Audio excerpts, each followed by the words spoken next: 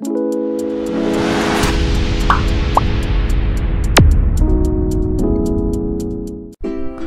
semua, kembali lagi di Lab Akuntansi Dasar Selasa jam 13.30.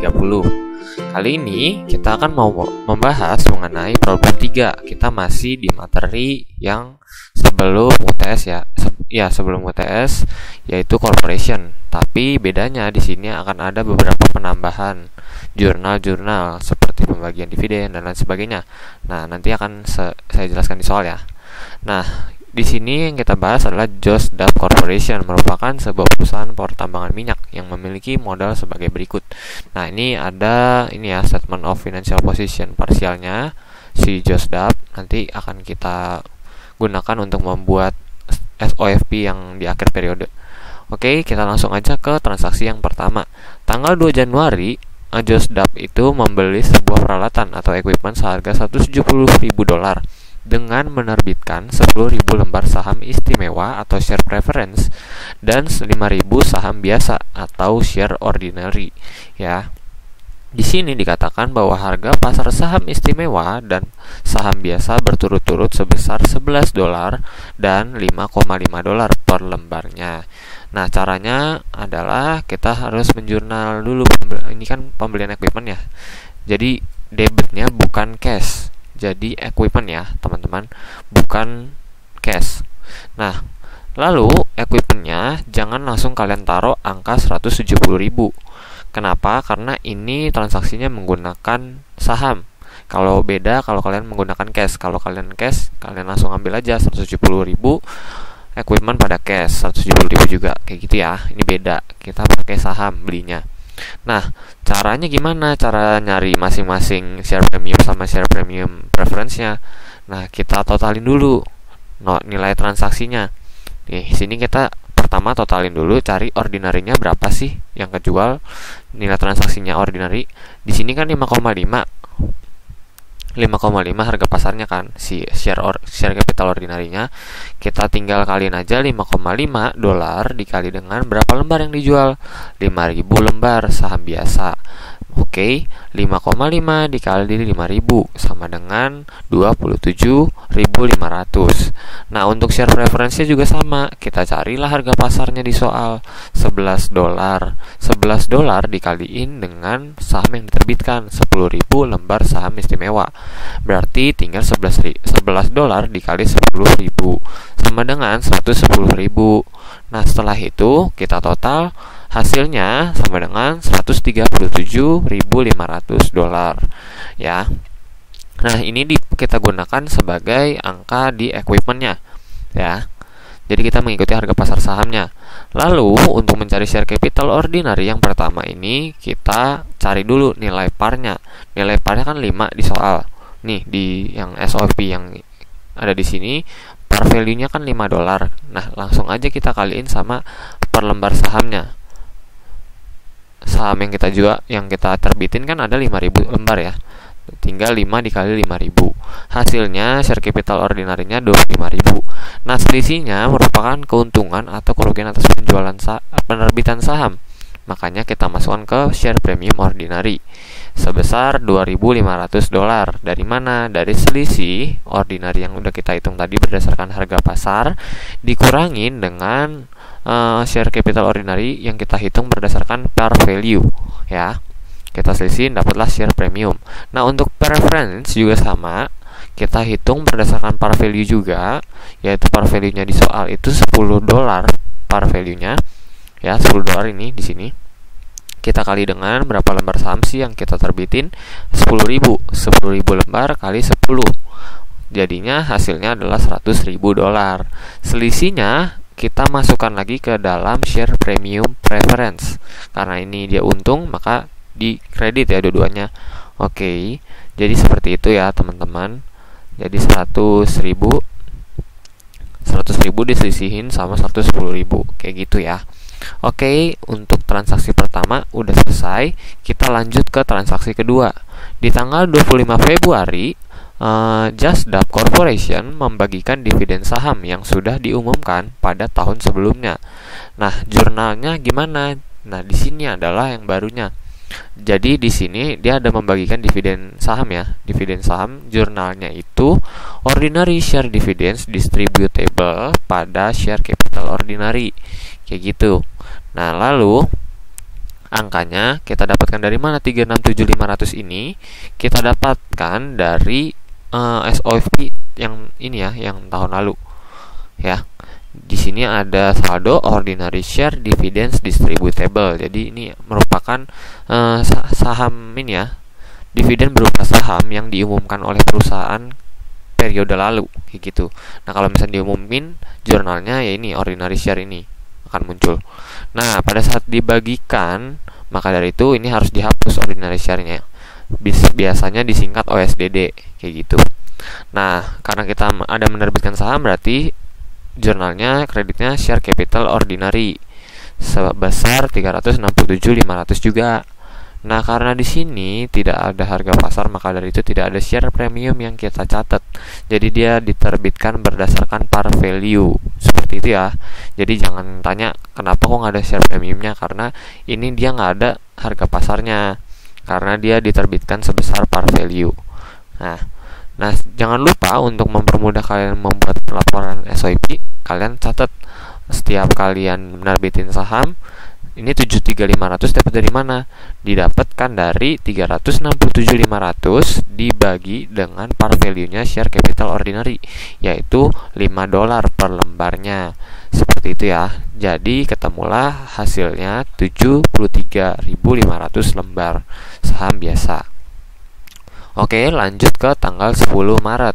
Di tanggal 10 Maret, perusahaan menerbitkan 200 lot saham biasa dengan harga pasar senilai 5,25 per lembarnya. Nah, di sini satu lot dikatakan sama dengan 100 lembar saham. Maka dari itu, kita langsung aja jurnal kayak biasa. Cash, karena kita menerbitkan saham, kita dapat uang. Kreditnya share capital ordinary sama share premium ordinary. Nah, cashnya sebesar 105.000. Dapat dari mana? Didapatkan dari 200 dikali 100, kan tadi 200 lot saham ya. Di sini 200 lot saham, sedangkan satu lot itu sama dengan 100 lembar. Maka dari itu 200 dikali 100. Oke, langsung dikali lagi dengan harga pasarnya, yaitu 5,25 per lembarnya. Ya, kita dapatkan angka $105. Seperti itu. Lalu untuk share capital ordinary-nya kita kalikan berdasarkan bukan pada harga pasar tapi pada par value. Par value-nya dapat dari mana? Dapat dari SOFP yang di atas ini, yaitu $5. Ya. Jadi jangan bingung, $5 dapat dari mana.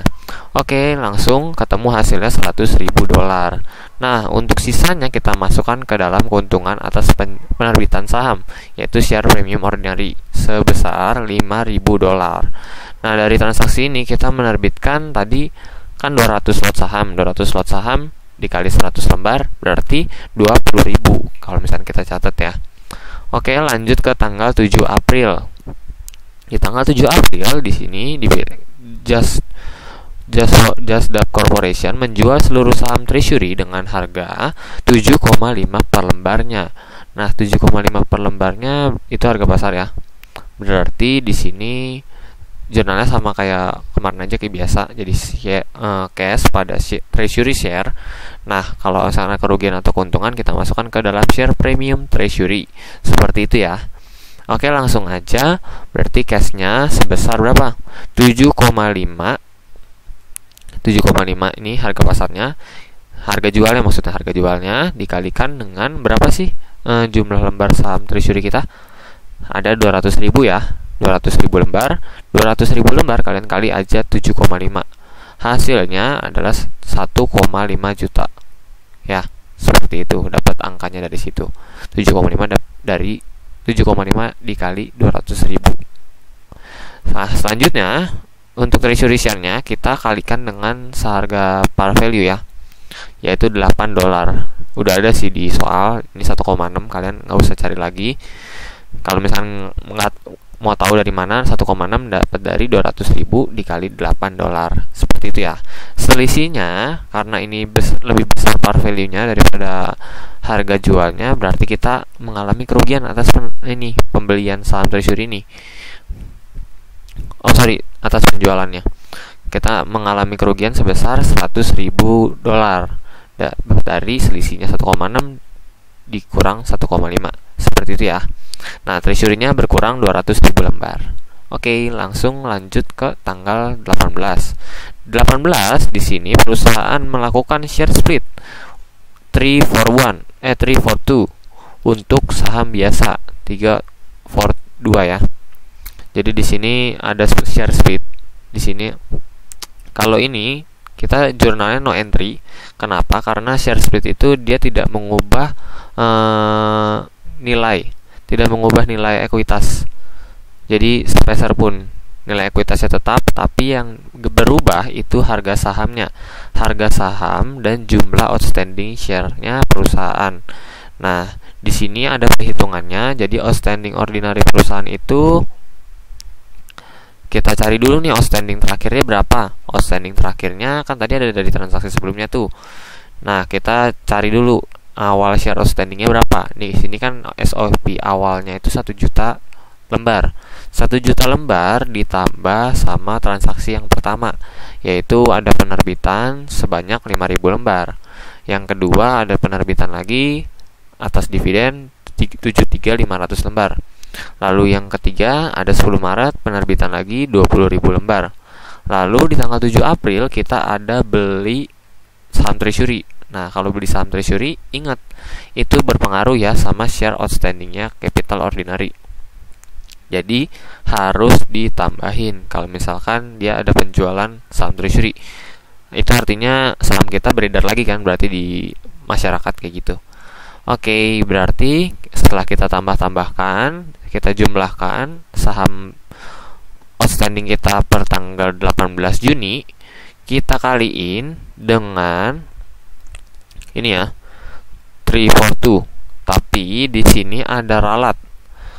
Yang ada di soal ini kalian abaikan aja karena ada ralat. Ralatnya itu ralat share splitnya itu 4 to 2 ya. Jadi 4 untuk 2 kayak gitu. Jadi nanti yang berubah adalah outstanding share sama parnya. Nah, lalu untuk outstanding share-nya kalau di share split itu dia akan semakin besar outstanding ordinary-nya. Ya, jadi kita kali 4/2 seperti itu. Ya.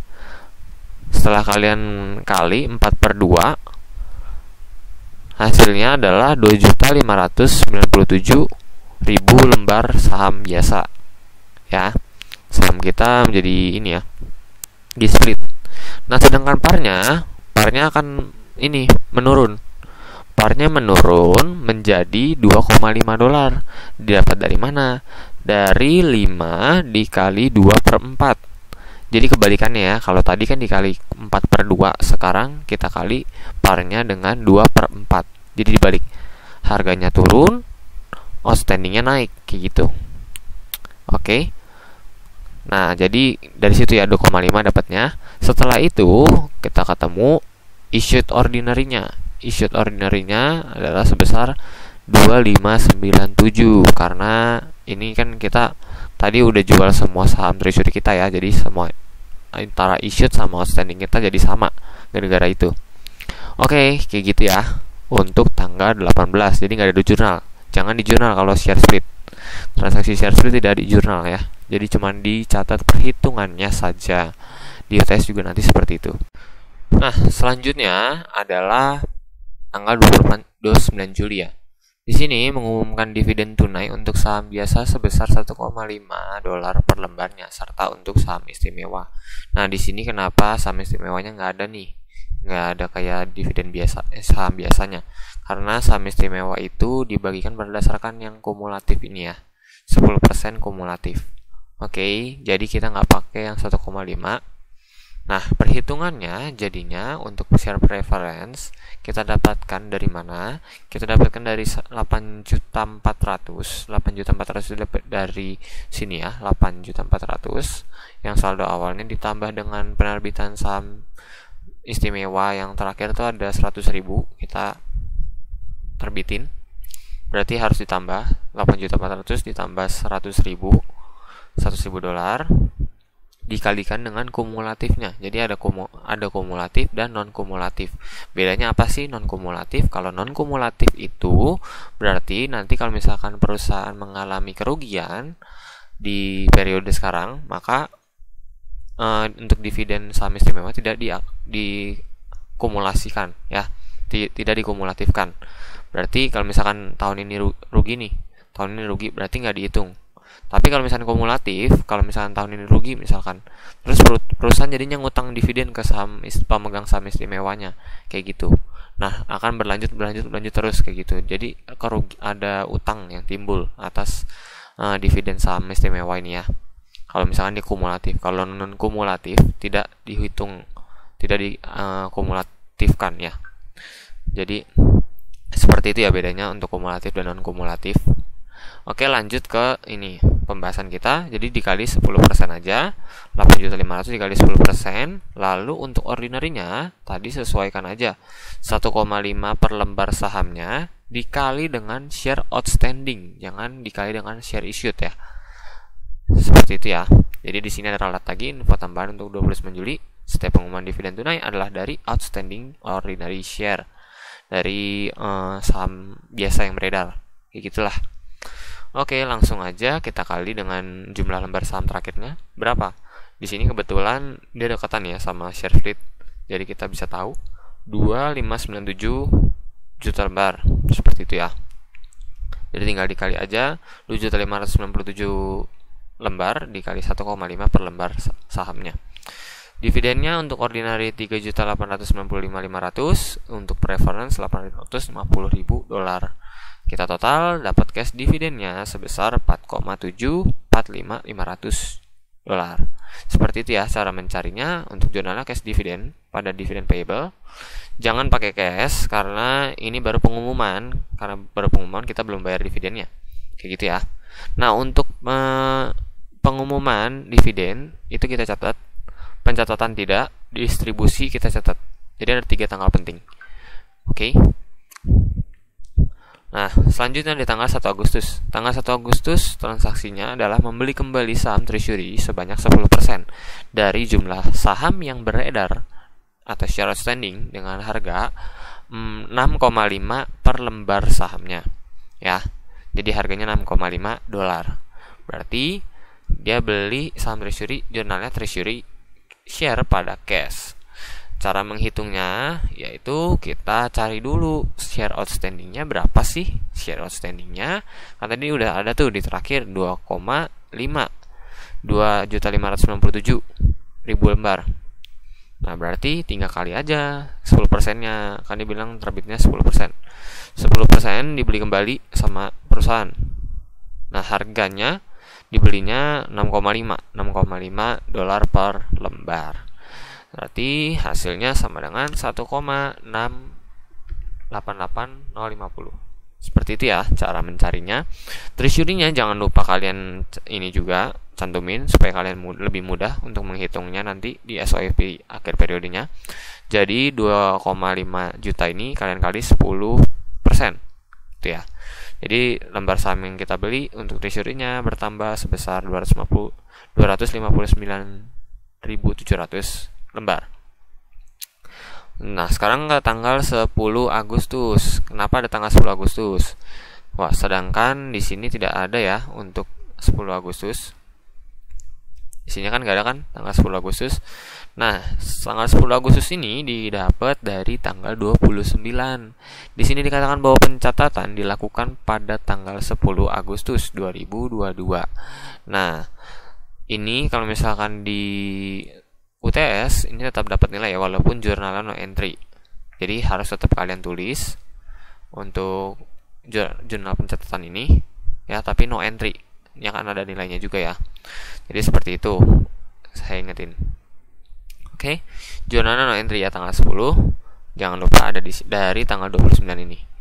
Nah, setelah tanggal 10 tadi jangan lupa untuk tanggal 20 Agustusnya, yaitu kita akan mendistribusikan dividen tunai yang telah kita umumkan di tanggal 29 Juli.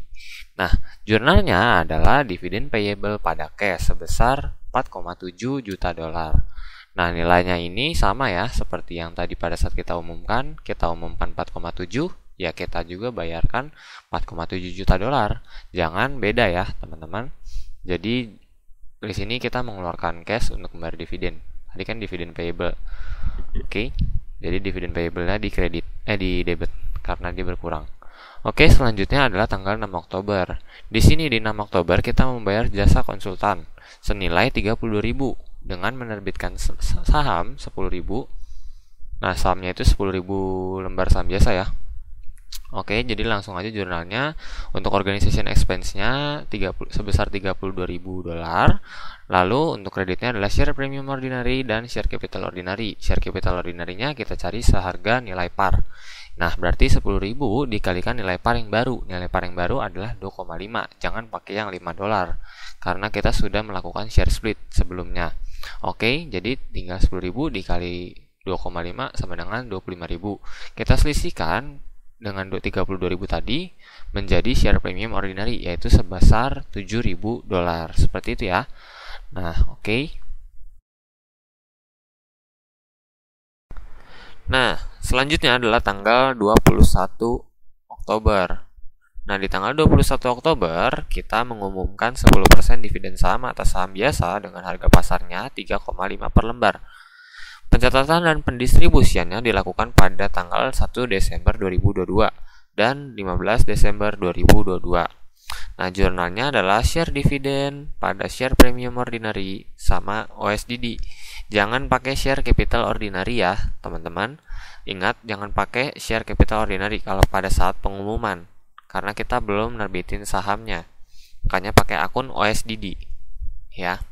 Dan debitnya adalah share dividen karena dividennya berupa saham, gitu ya. Cara menghitungnya adalah pertama kita menghitung berdasarkan nilai par, ya. Jadi 10% dari share outstanding. Di sini ada ralat soal bahwa pengumuman dividen tunai atau dividen saham dari outstanding ordinary share. Seperti itu ya. Oke, langsung aja berarti kita cari outstanding share terakhirnya berapa. Di sini terakhir kan ada outstanding share 2,5 juta. Dikurangi dengan kita ada beli treasury share 259.000 lembar. Ditambah dengan penerbitan saham ordinary lagi 10.000 lembar. Nah, setelah kita udah ketemu nih share outstanding terakhirnya per tanggal 21 November, kita kali dengan 10%, lalu dikali lagi dengan nilai parnya. Nilai parnya dapat yang mana? Bukan yang 5 dolar sekali lagi. Karena kita udah melakukan share split, makanya kita menggunakan par yang baru, yaitu 2,5 dolar. Seperti itu ya. Nah, berarti hasilnya kita dapatkan 586.825 dolar. Nah, untuk share dividennya jangan lupa. Tadi berdasarkan par, sekarang kita berdasarkan harga pasarnya 3,5. Caranya sama, share outstanding dikali 10% dikali harga pasar, bukan harga parnya. 3,5 harga pasarnya. Berarti kita dapatkan angka 821.555 dolar. Seperti itu. Nah, untuk share premium ordinary-nya seperti biasa kalian tinggal selisihin aja 821 dikurangi dengan 586. Ketemu hasilnya 234.730 dolar. Seperti itu ya, teman-teman. Oke, langsung aja ke tanggal 1 Desember. 1 Desember, kenapa ada 1 Desember? Di sini dikatakan bahwa pencatatan dan pendistribusian dilakukan pada tanggal 1 Desember dan 15 Desember. Berarti kita harus jurnal dulu nih 1 Desembernya. Tapi kan karena pencatatan tidak di jurnal. Jurnalnya no entry. Kayak gitu. Nah, selanjutnya di tanggal 15 Desember barulah kita umumkan, barulah kita distribusikan saham yang tadi udah kita umumkan, kita distribusikan, kita kasih. Nah, berarti OSDD-nya berkurang di sebelah debit. OSDD-nya kita hapus, kita munculkan akun share capital ordinary-nya. Nah, nominalnya sama ya kayak OSDD. Pokoknya OSDD kalau misalnya udah didistribusikan, ya udah segitu aja langsung diambil aja comot angkanya 586. Oke, untuk ininya sahamnya jangan lupa. Tadi kan belum bertambah tuh. Nah, ini kalian tambahkan di sini ya. Karena nanti kita belum nerbitin di sini, makanya kita baru kasih keterangannya di sini. 234.000 lembar saham biasa. Oke, lanjut ke tanggal 31 Desember, perusahaan memperoleh laba sebesar 1.725.000 dolar. Nah, ini jurnalnya gampang banget. Cuman income summary pada retained earning. Kalau misalnya ujian, kalian dibuat aja nih, langsung nggak usah dikosongin. Jadi income summary pada RE, atau kalau misalnya rugi, tinggal dibalik aja RE pada income summary.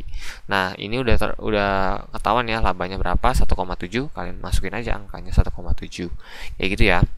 Nah, jurnal penutupnya, jangan lupa jurnal penutupnya adalah kita menutup dividen ya, menutup dividen yang telah kita jurnal sebelumnya tadi. Nah, jurnal terakhir adalah jurnal penutup. Kalian jangan lupa membuat jurnal penutup. Nah, jurnal penutupnya buat nutup apa nih? Nutup yang cash dividen sama share dividen. Nah, akun ini harus ditutup ya di akhir periode. Jadi dua akun ini kita tutup pada retained earnings. Nah, tadi cash dividennya berapa? Cash dividennya tadi di tanggal 29 Juli, yaitu sebesar 4,745500. Nah, kita tutup di sebelah kredit karena tadi debit. Untuk yang satunya lagi share dividen, jangan lupa sebesar 821.555 dolar.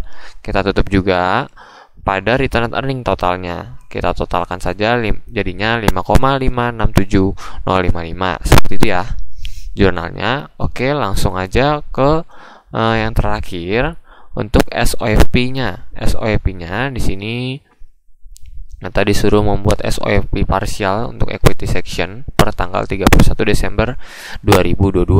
Pembulatannya ke satuan terdekat jika ada.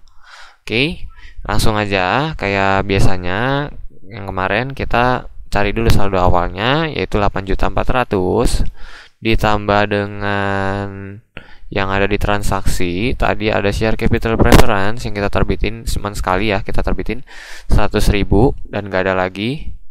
Berarti jumlahnya adalah 8.500.000 ya. 8.500.000. Oke.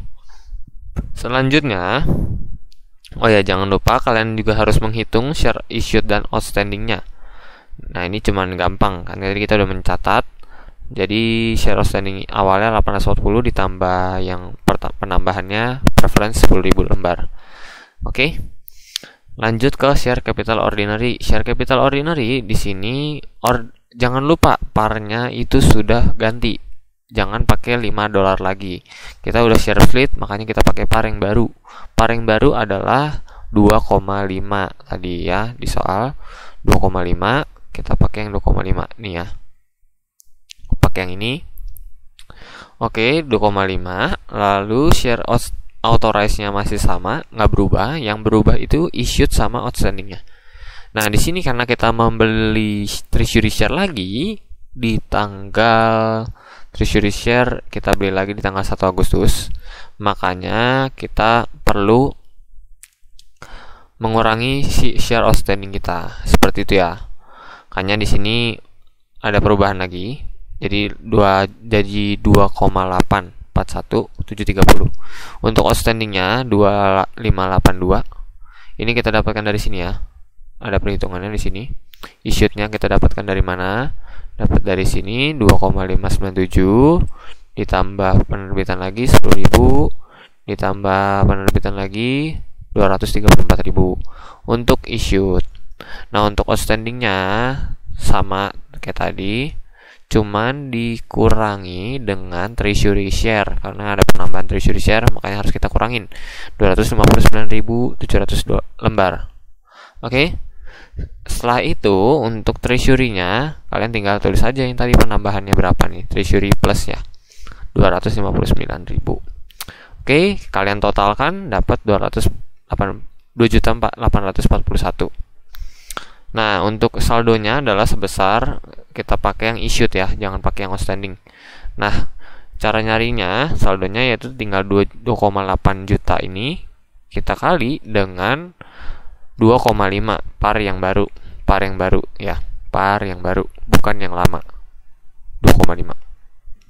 Ketemulah sebesar 7.104.325 dolar. Oke, itu untuk mencari share capital ordinary. Sekarang kita share premium preference.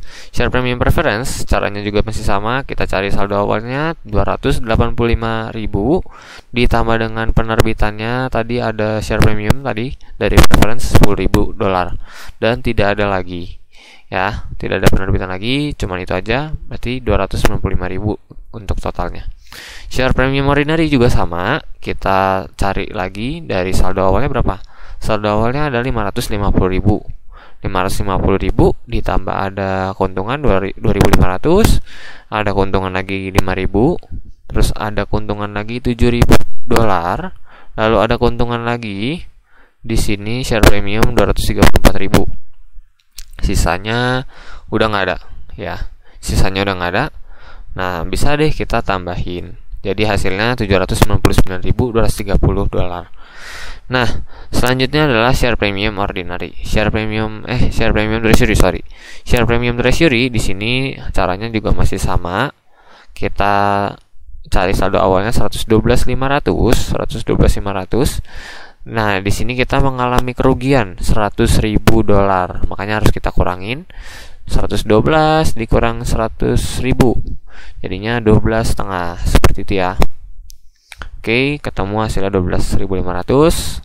Yang terakhir adalah retained earning. Retained earning ini kita cari dari saldo awal juga 3650. Di sini tidak ada pengurangan retained earning. Di jurnal-jurnal juga nggak ada, tapi pada saat ini aja yang laba ya. Mengumumkan laba sebesar 1.700.000 sama dia ada menutup dividen. Jangan lupa menutup dividen pada retained earning ya. Jadi ditambah 1,7 dikurang 5,5 seperti itu. Oke, hasilnya kita dapatkan menjadi 1,157945. Untuk treasury share-nya kalian jangan lupa kita catat parnya berapa. Parnya pas beli tadi 6,5 di soal ya. Di soal tadi mana? Yang kita membeli kembali saham ya, 6,5 per lembarnya. Lalu share yang kita beli itu 194 ini dari mana? 194 ini kita dapatkan dari selisih 2,8 dikurang dengan 2,5 juta ya. Dari situ ya. Oke. Oh sorry ini belum diralat. Jadi ralatnya itu adalah 259.700 ya. 6,5 259.700 lembar. Oke, seperti itu. 6,5 dikali 259 sama dengan 1,688.050 minus, jangan plus. Treasury share adalah mengurangi ini ya, ekuitas.